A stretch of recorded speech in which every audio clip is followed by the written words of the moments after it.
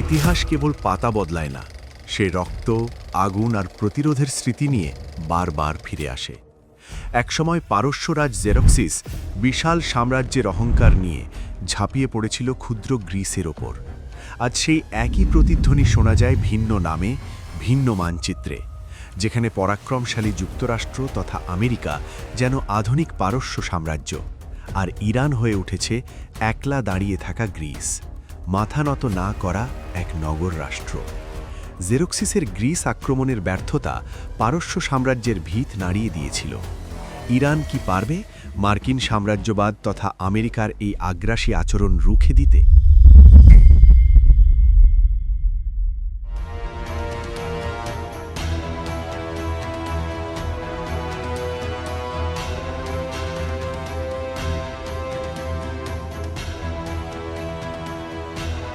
জারেক্সিসের এই কাহিনী নিয়ে হলিউডে 300 নামে ছবি বানানো হয়েছে।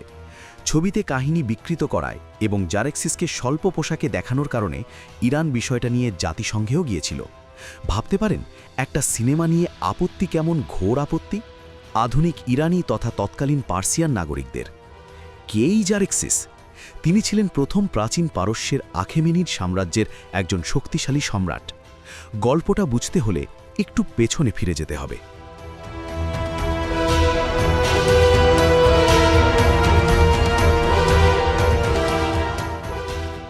প্রাচীনকালে পারস্যের রাজা দারিউস ছিলেন খুব শক্তিশালী ও প্রতাপশালী। তাঁর সাম্রাজ্য ছিল বিশাল। সেই সময় গ্রিসে অনেক ছোট ছোট নগর রাষ্ট্র ছিল, যেমন এথেন্স ও স্পার্টা। এই নগর রাষ্ট্রগুলো স্বাধীন ছিল এবং পারস্যের অধীন হতে চায়নি। রাজা দারিউস গ্রিসের এই নগর রাষ্ট্রগুলো দখল করতে চেয়েছিলেন। প্রথমবার তিনি গ্রিস আক্রমণ করতে গিয়ে ব্যর্থ হন, কারণ দীর্ঘ পথের কষ্ট, সৈন্যদের মৃত্যু ও রোগের কারণে সেনাবাহিনী দুর্বল হয়ে পড়ে। পরে খ্রিস্টপূর্ব 490 সালে দারিউস আবার গ্রিস আক্রমণ করেন। এবার তিনি সমুদ্রপথে এসে এথেন্সের কাছাকাছি ম্যারাথন নামের স্থানে সেনা নামান। গ্রিসবাসীরা ভয় পেলেও তারা একসাথে প্রতিরোধ গড়ে তোলে।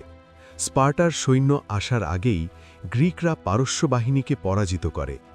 এই যুদ্ধ ইতিহাসে ম্যারাথনের যুদ্ধ নামে পরিচিত। যুদ্ধ জয়ের খবর জানাতে ফেইডিপিডেস নামে এক গ্রিক সৈন্য ম্যারাথন থেকে এথেন্স পর্যন্ত দৌড়ে যায়। সেখানে পৌঁছে সে নিকামেন, অর্থাৎ আমরা জয়ী হয়েছি বলেই মারা যায়। এই ঘটনাকে স্মরণ করতেই আজকের ম্যারাথন দৌড় প্রচলিত হয়েছে, যার দূরত্ব প্রায় ২৬ মাইল ৩৮৫ গজ। ম্যারাথনের যুদ্ধে পরাজয়ের পর পারস্যরাজ দারিউস ভগ্ন মনোরথ হয়ে নিজ দেশে ফিরে যান এবং কিছুদিন পর তার মৃত্যু হয়। তার মৃত্যুর পর তার পুত্র জেরক্সিস পারস্যের সিংহাসনে আরোহণ করেন এবং বাবার অসমাপ্ত কাজ অর্থাৎ গ্রিস জয় সম্পন্ন করার সংকল্প গ্রহণ করেন। ইতিহাসবিদ হেরোডোটাস এ বিষয়ে অত্যন্ত গুরুত্বপূর্ণ ও চমৎকার বর্ণনা দিয়েছেন।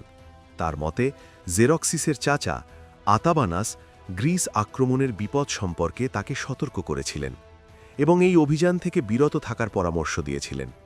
কিন্তু জেরক্সিস তার চাচার এই উপদেশ গ্রহণ না করে গ্রিস অভিযানে অগ্রসর হওয়ার সিদ্ধান্ত নেন। যাই হোক, এই বিরাট সৈন্যদল স্থলপথ এবং নৌপথে গ্রিস অভিমুখে এগিয়ে চলল। কিন্তু ভাগ্য বড় হয়, একসময় অত্যাচারীর বিপক্ষে চলে যায়। সমুদ্রে মারাত্মক ঝড় ওঠে। সে ঝড়ে অনেক পার্সিয়ান জাহাজ ধ্বংস হয়ে যায়। তারপর যা অবশিষ্ট ছিল তাও অনেক ছোট ছোট নগর রাষ্ট্রগুলোর বিপক্ষে।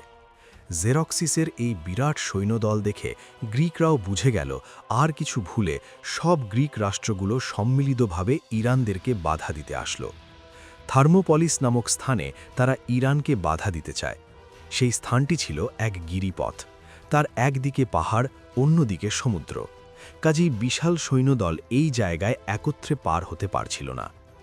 অবস্থানগতভাবে সামরিক দিক দিয়ে অল্প সংখ্যক সেনাও বিরাট সেনাদলকে বাধা দিতে পারে। ম্যারাথন যুদ্ধের ৩ দশক পরে ৪৮০ খ্রিস্টপূর্বে স্পার্টান সেনাপতি লিওনিডাসের নেতৃত্বে গ্রিক সেনাদলকে নিরাপদে ফিরে যাবার জন্য থার্মোপলিসে যুদ্ধে অবতীর্ণ হয়। 300 স্পার্টান সহ গ্রিক বাহিনী প্রতিরোধ গড়ে তোলে। বৃষ্টির মতো পার্সিয়ান আক্রমণের মুখে একজন স্পার্টান শহীদ হতে থাকে। একজন মারা গেলে তার জায়গায় এসে আরেকজন স্পার্টান দাঁড়িয়ে প্রাণ দিচ্ছিল। লিওনিডাস এবং তার 300 সঙ্গী একে একে নিহত হন, কিন্তু ততক্ষণে গ্রিক বাহিনী নিরাপদ স্থানে পৌঁছে যায়। থার্মোপিলিতে এখনও গেলে আপনি দেখতে পাবেন সেই 300 অজেয় বীর লিখিত প্রস্তর ফলকে লেখা আছে, হে পথিক যাত্র, স্পার্টার গিয়ে বলো তাদের আদেশ পালনে আমরা অকাতরে প্রাণ বিসর্জন দিয়েছি। থার্মোপিলিতে যে উদ্দেশ্যে লিওনিদাস এবং 300 স্পার্টান প্রাণ বিসর্জন দিয়েছিল সে উদ্দেশ্য সফল হয়েছিল, কিন্তু তাতে বিশাল পারস্যরাজ জেরেক্সেসের অগ্রগতি থামানো গেল না। থার্মোপিলি জয় করে পারস্য বাহিনী গ্রিসের ভেতর দিকে ঢুকে গেল। কোনো গ্রিক রাষ্ট্র তাদের কর্তৃত্ব স্বীকার করে নিলেও এথেন্সবাসী আপোষ করার চেয়ে নগর ত্যাগ করার ডিসিশন নিল। নিজেদের নগর নিজেরাই পুড়িয়ে দিয়ে সমুদ্রপথে তারা পালিয়ে গেল। এতে জেরেক্সেস প্রবলভাবে অর্থনৈতিক ক্ষতির মুখে পড়ে। সমুদ্রপথে পরাজিত হলে পারস্য নৌবাহিনী ভেঙে পড়ে। গ্রিক সামরিক নৌবাহিনীকে কৌশলে প্রলুব্ধ করে বিশাল পারস্য নৌবাহিনীকে সালামিস নামক স্থানে আক্রমণ করে এবং পুরো পারস্য নৌবাহিনীকে ধ্বংস করে দেয়।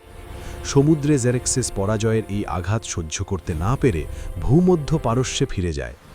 কার্যক্ষেত্রে জেরেক্সেস পরাজিত হল। আতাবানাসের পরামর্শ ঠিক ছিল, কিন্তু জেরেক্সেস তার চাচা আতাবানাসকে যে কথাগুলো বলেছিল তার মাঝে কিছু অনেক শিক্ষণীয় বিষয় আছে। যে কোনো মহৎ বা বৃহৎ উদ্দেশ্য সাধন করতে গেলে অনেক বিপদের মাঝ দিয়েই এগোতে হয়। যে উপলব্ধিটুকু সেই সময়ের পারস্য রাজের ছিল, আজকে যদি আমাদের কোনো উদ্দেশ্য সাধন করতে হয় তবে একই মনোভাব নিয়ে এগিয়ে যেতে হবে। গ্রিসরা লড়াই করেছিল নিজ দেশ রক্ষায়। স্বাধীনতা হারানোর থেকে মরণপণ লড়াইকেই তারা শ্রেয় মনে করেছিল। এই পরাজয়ের মধ্য দিয়েই পারস্য সাম্রাজ্যের ভিত নড়ে যায়।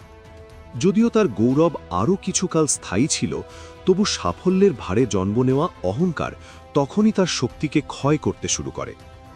ইতিহাস বলে, প্রত্যেক মহান জাতি প্রথমে সাফল্যে উন্নীত হয়, পরে সেই সাফল্য থেকেই জন্ম নেয় দম্ভ ও অন্যায়, আর শেষ পর্যন্ত সেই দম্ভই পতনের পথ খুলে দেয়। গ্রিসের ক্ষুদ্র নগররাষ্ট্রগুলোর হাতে পারস্যের পরাজয় কোনো আকস্মিক ঘটনা নয়, এটি ছিল মানুষের স্বভাবের অনিবার্য ফল। জেরেক্সিস বুঝতে পারেননি যে ক্ষমতার শিখরে দাঁড়িয়ে মানুষ নিজের সীমা ভুলে যায়, আর সীমা ভুললেই ইতিহাস নীরবে তার বিচার প্রস্তুত করে রাখে। হিস্ট্রি রিপিটেড ইটসেলফ, আর ইতিহাস থেকে কেউ শিক্ষা নেয় না।